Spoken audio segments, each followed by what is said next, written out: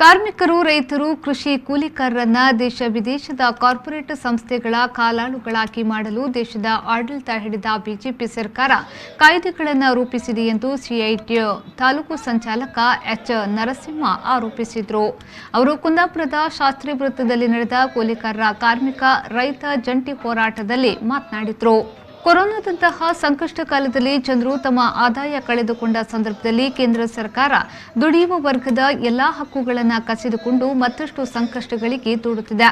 ಬೆಲೆ ಏರಿಕೆ, ರೈತರ ಬೆಂಬಲ ಬೆಲೆ, ಕಾನೂನು ರದ್ದು, ವಿದ್ಯುತ್ ಕ್ಷೇತ್ರ ಸೇರಿದಂತೆ ಸಾರ್ವಜನಿಕ ರಂಗದ ಕೈಗಾರಿಕೆಗಳು ಖಾಸಗಿಯವರಿಗೆ ಮಾರಾಟ ಮಾಡುತ್ತಿದ್ದು, ಸ್ವಾತಂತ್ರ್ಯ ಹೋರಾಟದಲ್ಲಿ ಮೂಡಿಬಂದ ಬ್ರಿಟಿಷರೇ ಭಾರತ ಬಿಟ್ಟು ತೊಲಗಿ ಘೋಷಣೆಯನ್ನ ಇಂದು ದೇಶದ ಸಂಪತ್ತು ಉಳಿಸಲು ಕಾರ್ಪೊರೇಟ್ ಕಂಪನಿಗಳೇ ಭಾರತ ಬಿಟ್ಟು ತೊಲಗಿ ಎಂಬ ಘೋಷಣೆಯಲ್ಲಿ ಹೋರಾಟ ತೀವ್ರಗೊಳಿಸಬೇಕಾಗಿದೆ ಎಂದು ಹೇಳಿದರು.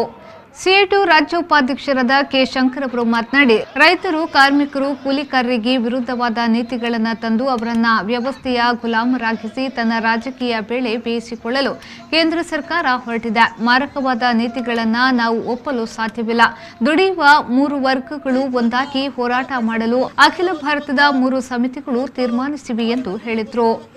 ಈ ಕೊರೋನಾ ಸಂದರ್ಭದಲ್ಲಿ ರಾಜ್ಯ ಮತ್ತು ಕೇಂದ್ರ ಸರ್ಕಾರಗಳು ಕೊರೋನಾ ಸಂಕಷ್ಟದಲ್ಲಿರುವವರಿಗೆ ಮೇಲೆ ಯಾವುದೇ ಅವರ ಬೇಡಿಕೆಗಳನ್ನು ಈಡೇರಿಸಿದಂಥ ಸರ್ಕಾರದ ವಿರುದ್ಧ ಪ್ರತಿಭಟನೆಯನ್ನ ಮಾಡುವಂಥ ಅನಿವಾರ್ಯತೆಯನ್ನ ಸರ್ಕಾರ ಸೃಷ್ಟಿ ಮಾಡಿದೆ ಅನ್ನುವಂಥದ್ದನ್ನು ಮೊದಲು ತಿಳ್ಕೊಳ್ಬೇಕು ಸರ್ಕಾರ ಅಂತ ನಾವಿವತ್ತು ಒತ್ತಾಯವನ್ನು ಮಾಡ್ತಾ ಇದ್ದೀವಿ.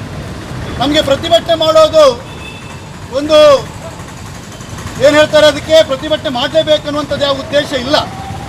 ಸರ್ಕಾರದ ನೀತಿಗಳು ಈ ರೀತಿಯಾಗಿ ಬಡ ಜನರ ಮೇಲೆ ಇವತ್ತು ಅವ್ರು ಮಾಡ್ತಿರುವ ಸಂದರ್ಭದಲ್ಲಿ ನಾವು ಪ್ರತಿಭಟನೆ ಮಾಡಬೇಕಾದಂಥ ಅನಿವಾರ್ಯತೆಗೆ ಬಂದು ಮುಟ್ಟಿದ್ದೀವಿ ಅಂತೇಳಿ ನಿಮಗೆಲ್ಲ ಗೊತ್ತಿದೆ. ಏನು ಊಟ ಕೊಡದೇ ಇದ್ದಂಥ ಸರ್ಕಾರದ ವಿರುದ್ಧ ಸಾಯ್ತಾ ಇದ್ದೀವಿ, ಊಟ ಕೊಡಿ ಅಂತೇಳಿ ಹೇಳಿ ಕೂಗುವುದು ಕೂಡ ರಾಜದ್ರೋಹ, ದೇಶದ್ರೋಹ ಅಂತೇಳಿ ಈ ಸರ್ಕಾರ ತಿಳ್ಕೊಂಡ್ರೆ ಅದು ಅನ್ಯಾಯ, ಅದು ಈ ಜನರಿಗೆ ಮಾಡುವಂತ ಕ್ರೂರ ಅನ್ಯಾಯ ಅಂತೇಳಿ ನಾವು ಭಾವಿಸ್ತೀವಿ.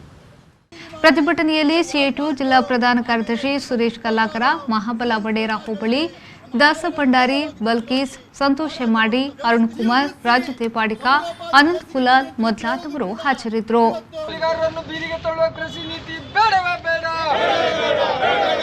ಗ್ರಾಮೀಣ ಉದ್ಯೋಗ ಖಾತ್ರಿ ಯೋಜನೆಗೆ ಅನುದಾನವನ್ನು ಹೆಚ್ಚಿಸಿರಿ.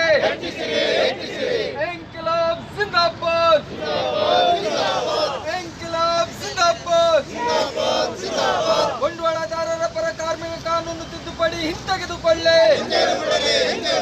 ಸುಧಾರಣೆ ಹೆಸರಿನಲ್ಲಿ ಕಾರ್ಮಿಕರ ಹಕ್ಕುಗಳನ್ನು ಕಿತ್ತುಕೊಳ್ಳುವ ಸರ್ಕಾರಕ್ಕೆ ಧಿಕ್ಕಾರ. ಸ್ಥಳೀಯ ಸಂಸ್ಥೆ ಹಾಗೂ ಸ್ಕೀಮ್ ನೌಕರರನ್ನು ಕಾಯಂಗೊಳಿಸಿರಿ.